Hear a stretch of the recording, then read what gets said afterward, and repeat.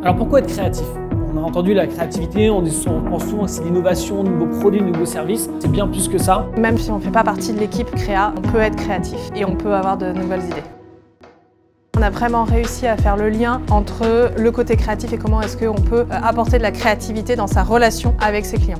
Le but, c'est de pouvoir montrer aux équipes qu'elles sont déjà créatives, mais on entend beaucoup aujourd'hui sortir du cadre, il faut penser différemment, etc. Là, le but, c'est de leur montrer concrètement comment. Imaginez qu'une personne puisse lire dans vos pensées ou se mettre à voler devant vous, une personne qui passe à travers un mur. Vous allez me dire que c'est impossible. Pourtant, il y a certaines personnes qui arrivent à le faire, en tout cas elles donnent l'illusion de le faire, elles sont appelées magiciens. Alors comment on fait ça? C'est justement grâce à notre créativité et surtout un état d'esprit spécifique et quelques outils. Et sortir du cadre, ça veut dire quoi? Ça veut dire sortir de ces schémas de pensée habituels, non seulement pour trouver de nouvelles idées de produits et de services, ça on entend beaucoup parler de la créativité de cette manière-là en entreprise, mais aussi pour développer cet état d'esprit agile et cette capacité d'adaptation pour faire face au changement.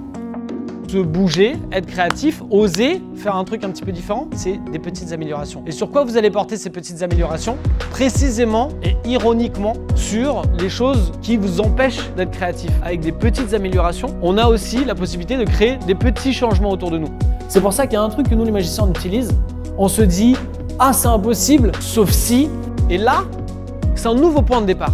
Et en fait, ceux qui sont créatifs, qui trouvent plus d'idées, c'est juste qu'ils sont autorisés à creuser un petit peu plus. Well, I think it was amazing because you can actually see there's a lot of magic that you can incorporate in your work life. Le pire ennemi de la divergence, c'est d'essayer de trouver la meilleure idée. Parce que là, on mêle ça avec la convergence. Et si, ouais mais ça c'est bête. Si c'est bête, marquez-le.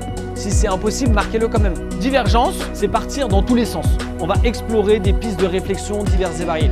Le but, c'est aussi évidemment de les décaler, de les faire sortir de leur cadre de travail habituel. J'instaure une ambiance différente, j'amène des objets créatifs, des objets de magiciens avec lesquels ils peuvent jouer, nourrir leur créativité et je privilégie un maximum d'interactions et d'échanges en groupe.